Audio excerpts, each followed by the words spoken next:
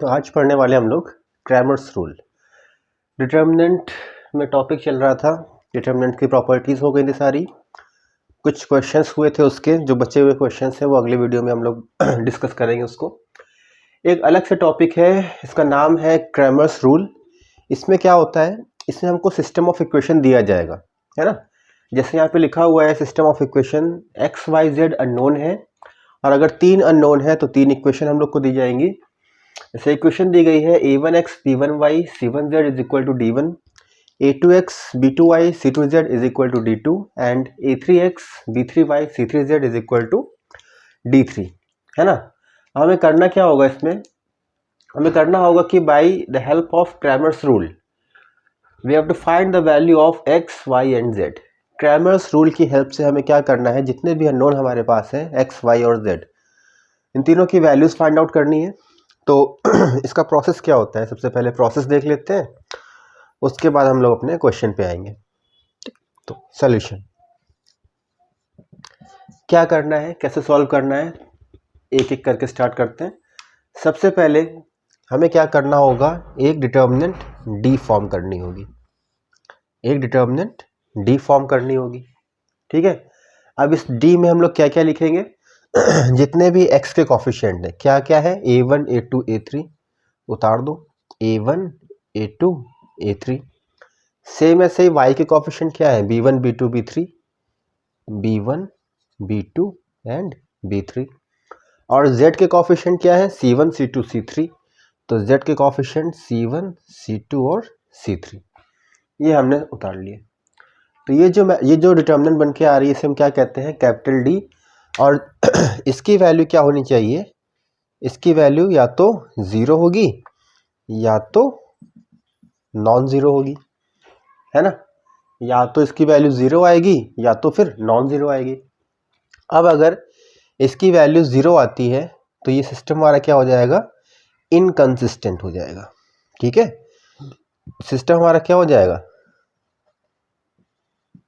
Consistent, inconsistent हो जाएगा, है ना। और अगर इनकंसिस्टेंट है तो हमारा आंसर क्या हो जाएगा, नो सोल्यूशन, इसका कोई भी सोल्यूशन नहीं है, ठीक है।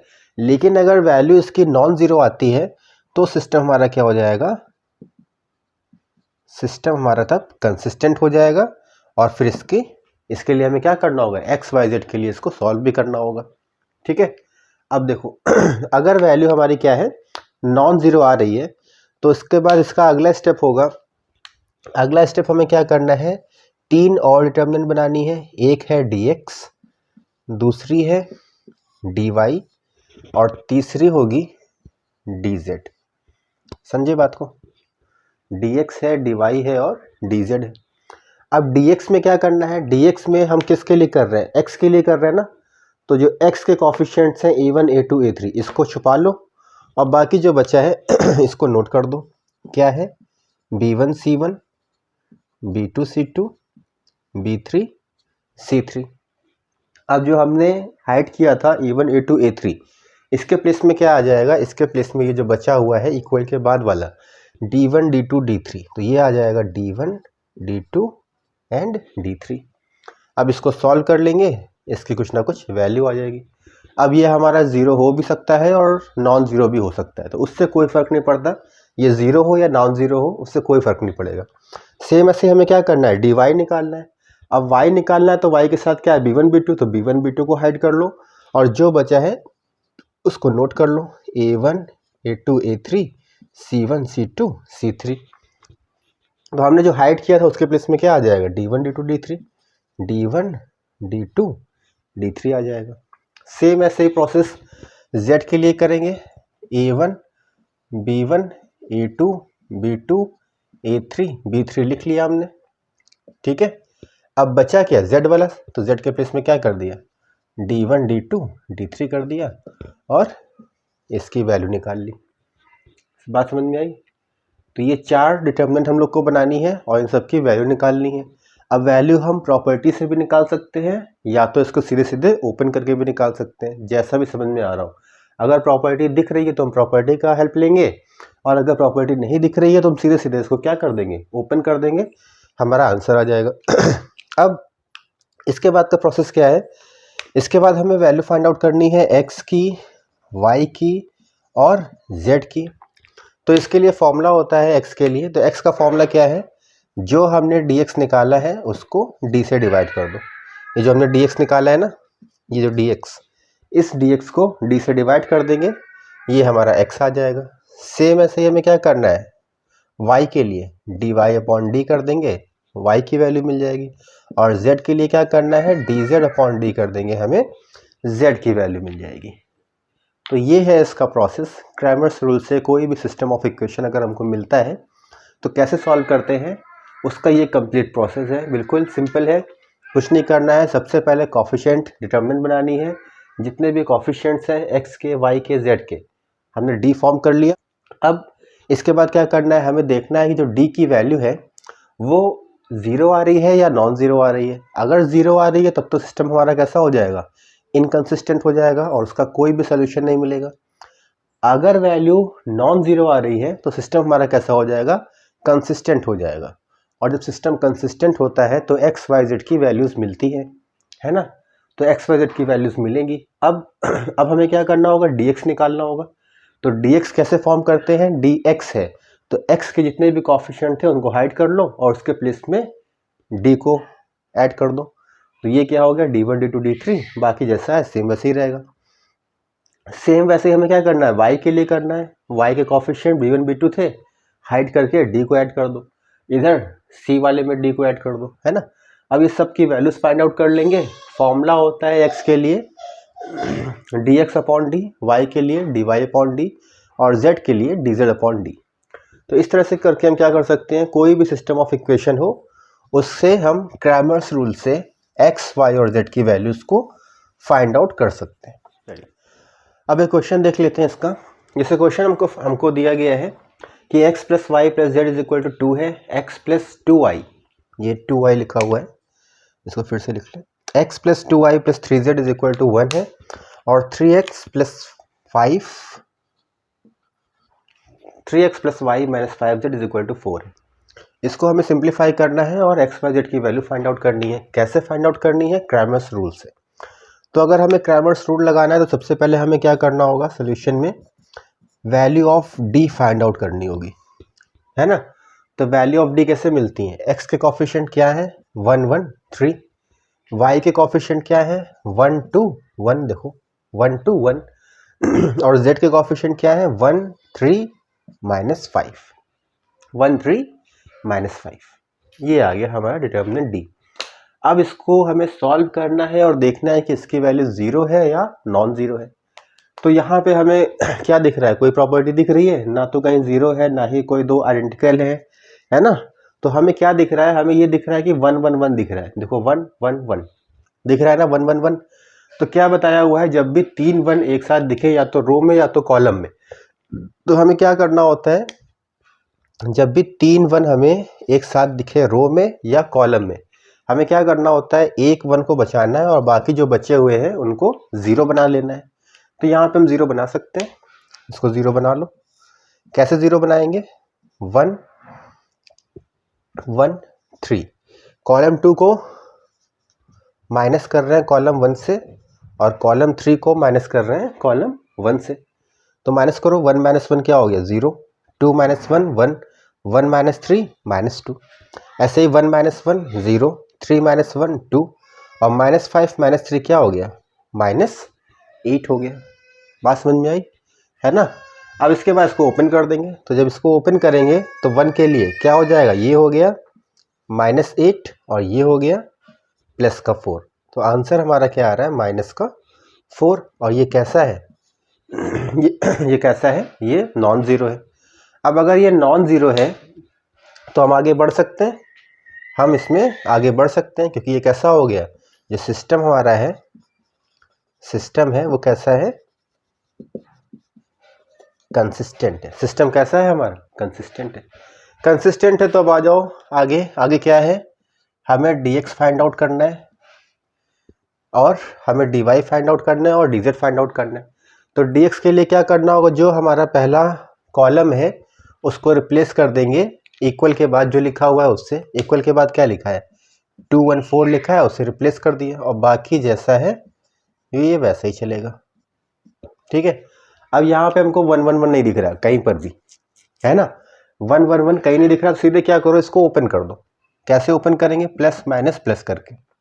ठीक है, तो ओपन कर दो। पहले 2 के लिए ओपन करेंगे, इसी पे आगे लिख देते हैं। 2 के लिए ओपन करेंगे तो 2 लिखा, रो कॉलम छोड़ी, ये दोनों का मल्टीप्लाई करेंगे 5 और 2 का, तो क्या आ गया -10।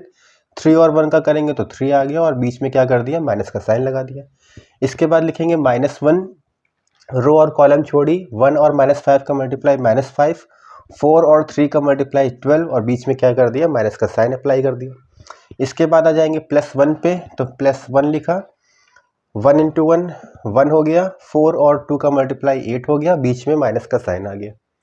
इसको और सिंप्लीफाई कर लेंगे तो ये हो गया -13, और 13 × 2 26। इसके बाद ये हो गया 17 और प्लस का 17, ये हो गया -7। जब इसको सॉल्व करेंगे तो आंसर हमारा क्या आ जाएगा, 16 आ जाएगा, माइनस का 16 आ गया। अब आ जाओ dy पे आ जाओ।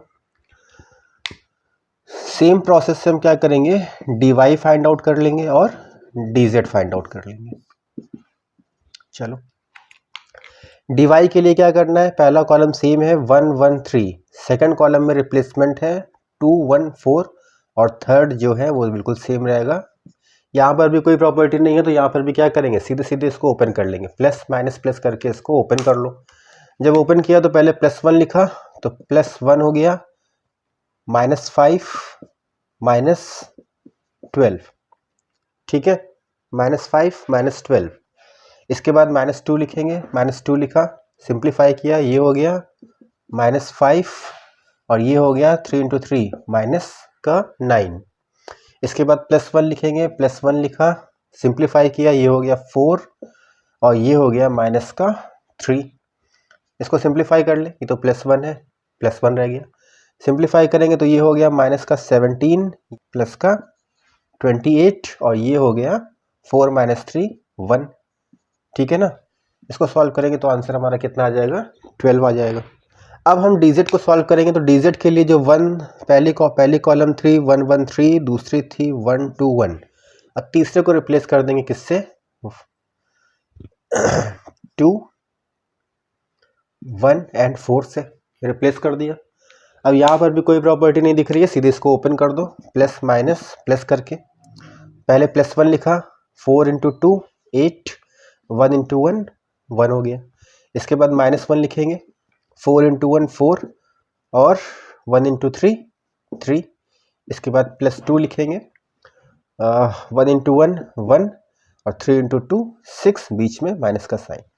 इसको और सिंप्लीफाई कर लेंगे, 8 - 1 हो गया 7, ये हो गया -1, और ये हो गया -10। ठीक है, और ये आंसर हमारा क्या आ रहा है, -4। तो ये हमारा क्लियर हो गया बात। अब इसमें हमको निकालना है x की वैल्यू, तो x के लिए क्या फॉर्मूला होता है कि dx/d = x। तो dx आया हुआ है -16, और d आया हुआ है -4। सिंप्लीफाई करेंगे तो x की वैल्यू क्या आ गई, 4 आ गई। सेम ऐसे ही हमें y निकालना है, तो y के लिए फॉर्मूला दिया गया है dy/d। dy आया है 12, और d है -4। सॉल्व करेंगे तो आंसर कितना आ रहा है, -3 आ रहा है। सेम ऐसे ही z के लिए सॉल्व करेंगे तो क्या है, dz/d। dz कितना है, -4, और d भी कितना है, -4। सॉल्व करेंगे तो आंसर कितना आ जाएगा, 1 आ जाए। तो यहाँ से हमें x, y और z तीनों मिल रहे हैं। अब इसको हम चेक भी कर सकते हैं, इसको चेक कर लो। किसी भी एक इक्वेशन में वैल्यू पुट करो। x की वैल्यू कितनी है, 4 पुट किया, y की वैल्यू है -3 पुट किया, z की वैल्यू है 1 +1 पुट किया। ठीक है, इस पहले इक्वेशन में वैल्यू पुट करके देख लो कि वैल्यू 2 आ रही है कि नहीं आ रही। देखो इसका आंसर 2 आ रहा है ना, 2 आ रहा है, मतलब जो हमने सॉल्व किया है एकदम सही सॉल्व किया है। बात क्लियर हुई है ना। तो क्रैमर्स रूल कैसे अप्लाई करते हैं और उसका एक एप्लीकेशन भी दिखा दिया गया है। अब इस तरह से कोई भी क्वेश्चन आएगा हम सॉल्व कर सकते हैं, है ना। एक बार रिवाइज कर लो, कुछ नहीं करना है। सिस्टम ऑफ इक्वेशन दिया गया, सबसे पहले x के कॉफिशिएंट, y के कॉफिशिएंट, z के कॉफिशिएंट, इसको नोट डाउन करेंगे, और सॉल्व करना सबको आता है। प्रॉपर्टी लग रही है, प्रॉपर्टी से सॉल्व करो, और अगर प्रॉपर्टी नहीं भी याद है तो हम क्या कर सकते हैं, इसको सीधे सीधे ओपन कर सकते हैं। ओपन कर लो, डी की वैल्यू निकाल लो। अब हमें यहाँ पे क्या देखना है, डी जीरो है या नॉन जीरो है। अगर जीरो है तो कोई बात ही नहीं, सिस्टम इनकंसिस्टेंट, आंसर कुछ भी नहीं। और लेकिन अगर वैल्यू क्या है, नॉन जीरो, जैसे यहाँ पे -4 आ रहा है ना, वैल्यू हमारी नॉन जीरो है, तो हमें क्या करना पड़ेगा, 3 और डिटर्मिनेंट्स dx, dy और dz निकालने पड़ेंगे। तो dx के लिए क्या करना है, x वाला कॉलम हटा के जो कांस्टेंट वाला था उसको ऐड कर देंगे। dy के लिए y वाला कॉलम हटा के इसको ऐड कर दो, और dz के लिए z वाला कॉलम हटा के इसको ऐड कर देंगे। ऐड कर दिया। जब ये ऐड हो चुका है तो हमें क्या करना है, dx की वैल्यू, dy की वैल्यू, dz की वैल्यू, तीनों को सिंप्लीफाई करना है। जब तीनों वैल्यूज आ जाएंगी तो हमें क्या करना है, x, y और z को सॉल्व करना है। x का फॉर्मूला होता है dx अपॉन डी, dx की वैल्यू पुट करो, d की वैल्यू पुट करो, जो कैंसिल आउट हो रहा है कैंसिल आउट करो, सीधे सीधे क्या मिल जाएगा, x मिल जाएगा। सेम ऐसे y के लिए dy अपॉन डी है, dy की वैल्यू और d की वैल्यू पुट करेंगे, आंसर dz अपॉन डी, है ना। ऐसे हमें क्या मिल जाएगा, z मिल जाएगा। तो आई होप बात क्लियर हो रही होगी, क्रैमर्स रूल अच्छे से क्लियर हो गया होगा, है ना। अब जो अगला वीडियो है उसमें हम डिटर्मिनेंट्स के जो कुछ मेन क्वेश्चंस हैं जो प्रूफ करने के लिए आते हैं उनको क्लियर करेंगे, और फिर इसके बाद अगले टॉपिक पे आ जाएंगे हम लोग। तब तक इतना देखिए।